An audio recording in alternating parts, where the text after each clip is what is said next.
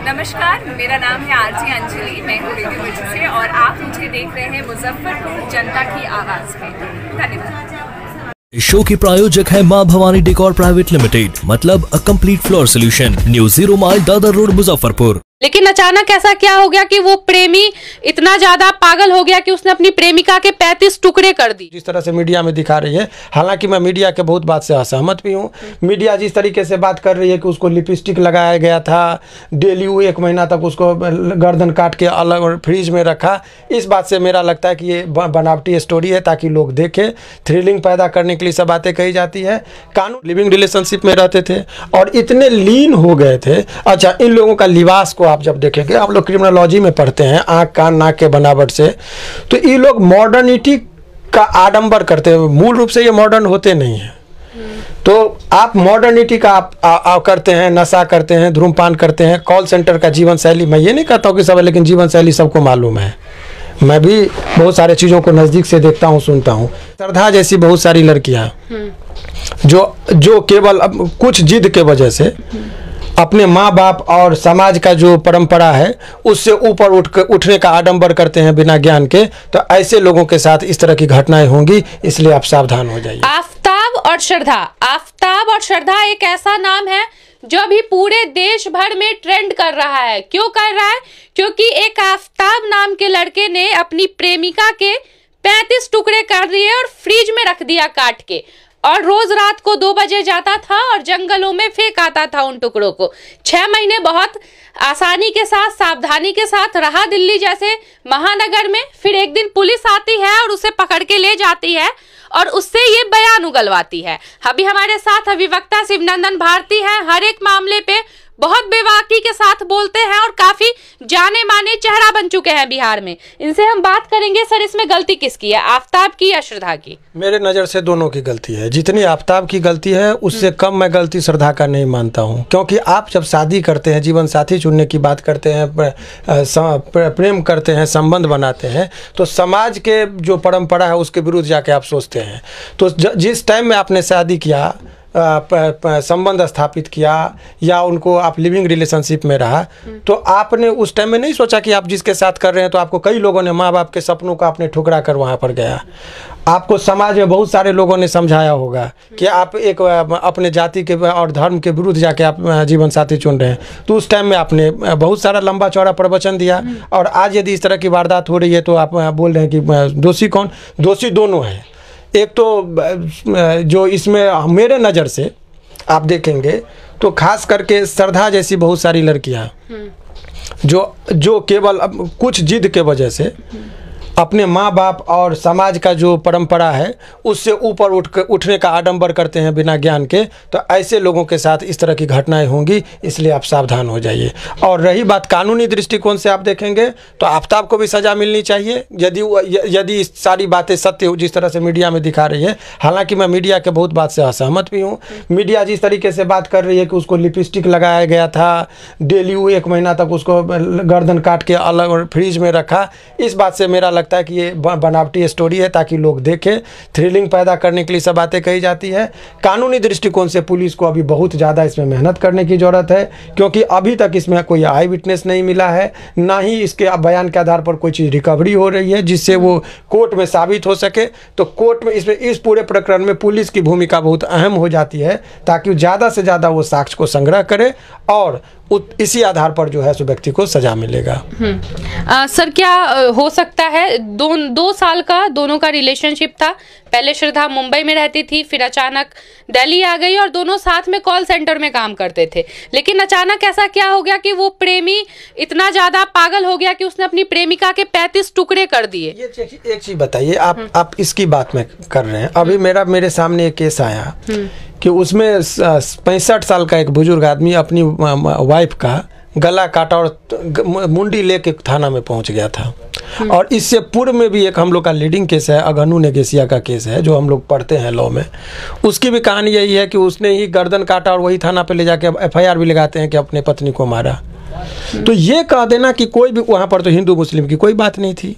आदमी का जब आक्रोश होगा, क्रिमिनल मैंडेट होगा, तो किसी को कोई काटेगा।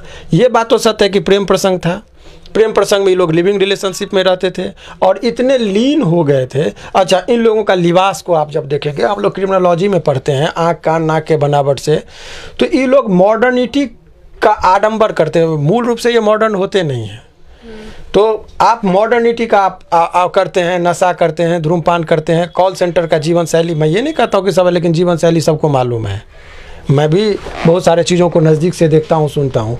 तो आप कुछ गलत चीज़ों के आदी हो जाते हैं। तो ये सब चीज़ में पढ़ने से जो है सोता है, बाकी पुलिस अपना काम कर रही है, लेकिन युवा वर्ग को, खास करके लड़कियाँ जो ये उम्मीद में रहते हैं कि मेरा अफजल ऐसा नहीं हो सकता है, वो लोग ज़रूर सावधान रहें कि जब आप धर्म से बियॉन्ड जाकर शादी करेंगे तो इस सब चीज़ की खतरा बनी रहती है। इसीलिए आप सावधान रहिए, यही मेरा लोगों को। सर, कानूनी तौर पे तो इस चीज़ को आज़ादी मिल गई है कि आप धर्म के विरोध होके शादी कर सकते हैं, प्रेम प्रसंग कर सकते हैं, तो यहाँ पे ये चीज़ गलत कैसे हो सकती है? देखिए, मैं बहुत अच्छी बात आपने कहा कि देखिए, कानूनी मान्यता और सामाजिक मान्यता दोनों दो अलग अलग चीज़ है।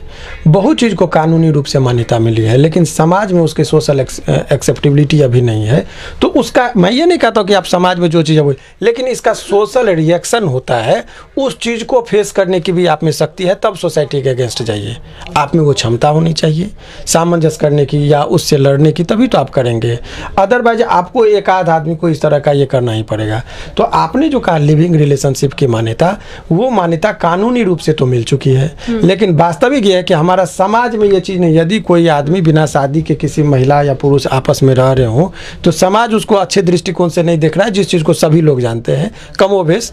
भले ही वो कुछ लोग आडंबर करें, तो ये तो right to speech and expression में सभी लोगों को अपना अधिकार है, वो जिस तरीके से बात करेंगे। लेकिन भारत जैसे देश में लिव इन रिलेशनशिप सही है? देखिए, इस पर चूंकि सुप्रीम कोर्ट का डिसीजन आया है और उन्होंने मान्यता दे दी है, तो जब कोर्ट में मान्यता मिल गई है, तो मेरा ये कह देना कि ये गलत है, ये सही है, ये उचित नहीं होगा। मान्यता मिल गई है, इसीलिए उस चीज़ को कीजिए। लेकिन मान्यता हर चीज़ की, देखिए, सद्भावना भी है और दुर्भावना भी है। ऐसे लोगों को जो लिविंग रिलेशनशिप का केवल उस पोर्शन को देखते हैं जो इसकी बुराई है, इसकी अच्छाई भी बहुत है, उस पोर्शन को इन्होंने नहीं देखा। बस केवल शारीरिक सुख के लिए, फिजिकल रिलेशनशिप स्थापित करने के लिए सहवास में आते हैं। यहाँ इमोशन का भी शेयरिंग होना चाहिए, फीलिंग भी अटैच होना चाहिए। साइकोलॉजी लिव इन रिलेशनशिप में अच्छी बात क्या है? देखिए, लिविंग रिलेशनशिप की अच्छी बात पर यदि आप गौर करेंगे तो उन लोगों के बारे में आप समझिए कि कोई लोग अनाथ हैं और वो लोग को कोई आदमी एक्सेप्ट करना चाह रहा है। समाज में बहुत लोगों को होता है कि माँ बाप उसको एक्सेप्ट नहीं कर रहा है, तो बोला कि चलो ठीक है, हम अपने माँ बाप के भी कद्र करते हैं भावना का। इन लोगों को जब तक है समाज में डिमोरलाइज होंगे, इन लोगों के निधन के बाद हम लोग शादी करेंगे। तो उस चीज़ को लोगों ने एक्सेप्ट कर लिया और इस बीच में बच्चे वगैरह भी हो जाते हैं। तो ऐसे परिस्थिति बहुत लोग क्या करता है, वो भी चीज़ समझिए। हिंदू धर्म में 2 शादी मना है, यदि वो करेगा तो बाइगेमी का केस होगा। अब ये तो सत्य है, परंतु क्या इसके परे क्या होता है, बहुत लोग जो है सो मैंने एक एक्स्ट्रा मैरिटल अफेयर हुआ, शादी किए नहीं, बच्चे पैदा हो गए। तो ऐसे में उस लड़कियों को संरक्षण तो चाहिए, ठीक है, भूल किया, लेकिन उस बच्चे को ले तो भूल नहीं किया जो धरती पर आया उन लोगों की गलती की वजह से, या वो लड़की जो उस पर भरोसा किया। तो ऐसे दृष्टिकोण से बोला कि ठीक है, आप शादी नहीं किए, स्टेटस उसको वाइफ और हस्बैंड का नहीं मिलेगा, परंतु आपके गलती के वजह से यदि वो कोई बच्चा आया है या आपके गलती की वजह से कोई महिला का जीवन खराब हो रहा है, तो लिविंग रिलेशनशिप को भी कानूनी मान्यता दिया गया कि आप उसका मेंटेन कीजिए, एज ए वाइफ ट्रीट कीजिए, और आपके व्यक्तिगत जो संपत्ति होगा उसमें से कुछ हिस्सा उसको मिलेगा भी। तो इन तमाम बिंदुओं को दृष्टि, ऐसे लोगों को जिस लड़की के साथ छल कर, बहुत लोग क्या करते हैं कि कुंवारे हैं, शादीशुदा है, और कुंवारी लड़की को ये अपने आप को प्रेजेंट करते कि मेरी शादी नहीं हुई है, और उस झांसे में यदि लड़की आके संबंध स्थापित कर ली और प्रेग्नेंट हो गई, बच्चे हो गए, तो शादी हो नहीं सकती, क्योंकि एक शादी के रहते दूसरा शादी को मान्यता है नहीं।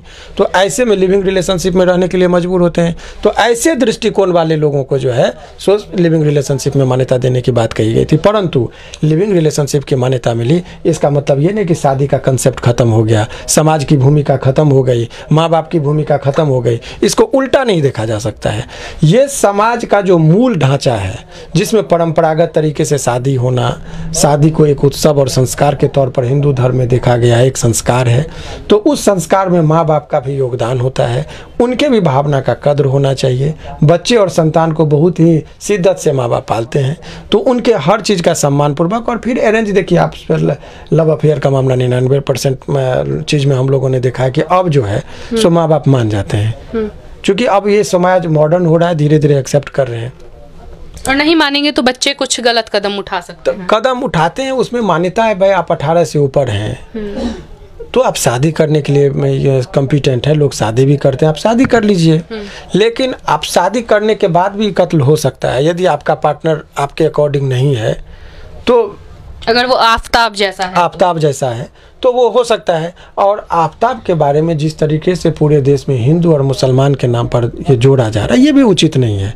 कोई भी क्रिमिनल हिंदू भी हो सकता है, मुसलमान भी हो सकता है, लेकिन जहाँ तक आफताब का बात है, सर लोगों के द्वारा कहा जाता है कि अभी तक ऐसा जो भी केस आया है वो मुसलमानों द्वारा ही किया गया है हिंदू लड़कियों के ऊपर। देखिए, इस बात से उदाहरण अनेकों हैं, बहुत ज़्यादा उदाहरण मुसलमानों के प्रति इस तरह का रहा है, तो भी क्यों नहीं लड़कियां सीखती हैं भाई। तो यदि ये उदाहरण है तो इस चीज़ में लोगों का क्या व्यू है उससे मैं थोड़ा अलग सोचता हूँ। मेरा ये मानना है कि कोई भी आदमी किसी भी जाति और किसी भी धर्म में और किसी भी मजहब में क्रिमिनल हो सकते हैं।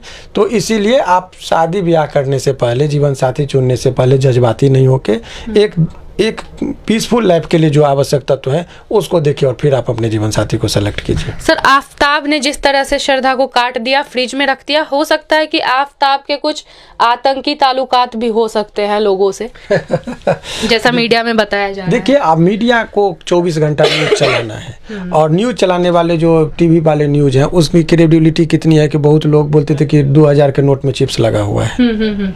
तो ऐसे खबर का भी यही चीज़ होता है, उसकी क्रेडिबिलिटी नहीं है। कुछ लोग कहते हैं कि लिपस्टिक लगा गया, कुछ लोग कहते हैं काजल लगाया, 35 टुकड़े किए, एक टुकड़ा डेली ले जाके गिराता था। ये एपिसोड के तरह वो चलाते ताकि उनकी खबर चलती रहे और लोग सारा काम धंधा छोड़ के उसको देखते रहे। और हमारे देश की जनता जितनी बेरोजगारी है, उस बेरोजगारी के दौर में मोबाइल में, टीवी में ये सब देखते ही हैं और अपना एक ओपिनियन बनाते हैं। इसीलिए उन लोग, हर आदमी अपना मार्केटिंग कर रहा है। तो आपका क्या समझदारी है वो आपके ज्ञान पर निर्भर करता है कि आप क्या देखते हैं। पेरेंट्स भी काफी ज्यादा परेशान हो गए हैं जिनकी बच्चियां बाहर रह रही हैं, लगातार उनसे फोन करके बात करते हैं, क्या आपका तो इस तरह का कोई मामला नहीं है, मुझे बता दीजिए। तो पेरेंट्स को किस तरह से काम लेना चाहिए? देखिए, ये तो इस तरह की घटनाओं का प्रभाव समाज पर पड़ता ही है और समाज जो कि एक दूसरे से जुड़ा हुआ है, तो हर आदमी अपने बच्चे के सेफ्टी के लिए सोचते हैं। परंतु ये भी बात सत्य है कि आज के डेट में जो कम्युनिकेशन का साधन है, मोबाइल है, इंटरनेट है, तो लोग एक दूसरे से बात करते हैं, समझते हैं और आज़ादी भी मिली है। तो आप इस पूरे प्रकरण से यही है कि आप स्वभाव से जो है सो अब आज़ाद रहिए, लेकिन संस्कारों से बंधे रहिए तो ज़्यादा अच्छा है। संस्कार, स्वभाव से आज़ाद रहिए, संस्कारों से बंधे रहिए, यही चीज़ है कि आप संस्कार को मत भूलिए। जो चीज़ है, आज़ादी है, माँ बाप भी आज़ादी, अब लड़कियाँ भी, हर चीज़ में उनको इक्वलिटी मिला है, लेकिन संस्कार में भी आप उसी से बंधे रहिए तो ज़्यादा अच्छा। खुले रहिए विचारों से, बस बंधे रहिए आप संस्कारों से, तो ये ज़्यादा अच्छा है। आफताब के परिवार को सर माफ़ी मांगनी चाहिए सबके सामने? देखिए, क्रिमिनोलॉजी में ये बात है, आप यदि मानेंगे तो आपको ये बताया कि कोई भी आदमी चोर है, डकैत है, हत्यारा है। श्रद्धा के पिता का बयान है कि वो एक बार जब उनकी माता का देहांत हो गया था, श्रद्धा की माता का, तो वो आफताब के परिवार वालों के पास गए थे कि मुझे मेरी बेटी से बात करनी है, आप लोग मदद कीजिए। तो उनके परिवार ने बताया था, आफताब के परिवार ने, कि हम लोग कुछ नहीं कर सकते हैं, आप उनसे दूर रहिए। देखिए, दूर रहने की बात नहीं, वही मैं कह रहा हूँ। इस परिस्थिति में उनके माँ बाप को माफ़ी मांगनी चाहिए कि नहीं। ये माँ बाप का कैसे इसमें क्या रोल हो सकता है? यदि उसका रोल है तो माफ़ मांगने से समाज में क्या माफ़ी मिलेगी? उसको कानून माफ़ करेगा। इसीलिए ये सब चीज़ पर ये कोई राजनीतिक बयान नहीं है कि वो आके पब्लिकली माफ़ी मांग ले और उसको माफ़ी मिल जाएगी, छूट जाएगी, ऐसी कोई बात नहीं है। तो ये माफ़ी उफ़ी का वो अपना व्यक्तिगत तो है कि उनको क्या करना है, लेकिन ओवरऑल ये समझिए कि ये जो खबर है बहुत दुखदाई है। किसी की भी हत्या होती है तो, लेकिन हत्या के पीछे का रीज़न आपको जानना होगा कि उसके पीछे की कहानी क्या है। क्या हत्या हो गई, हत्या क्यों हुआ, उसके पीछे क्या स्टोरी है, इस चीज को पकड़ने की जरूरत है जिस पर किसी का एंगल नहीं है। मोटिव क्या रहा था उसके पीछे, आखिर क्यों मारने पर वो मजबूर हो गया, ये भी एक पहलू है। इस दृष्टिकोण से भी जांच करना, सिंपैथी के लिए नहीं कि मार दिया अरे क्यों मारा, इस चीज को भी आप देखिए। क्या इसके पीछे और कोई कहानी है? यदि है तो फिर हम लोग देखेंगे, सोचेंगे, समझेंगे। तो जैसा कि आप देख रहे थे, आफ्ताब और श्रद्धा के बारे में हम लोगों ने बात किया, और शिवनंदन भारती जो अभी काफी जाने माने वकील बन चुके हैं बिहार में, उन्होंने सारी बातें खुल के बताई कि क्या मामला हो सकता है आफ्ताब और श्रद्धा का।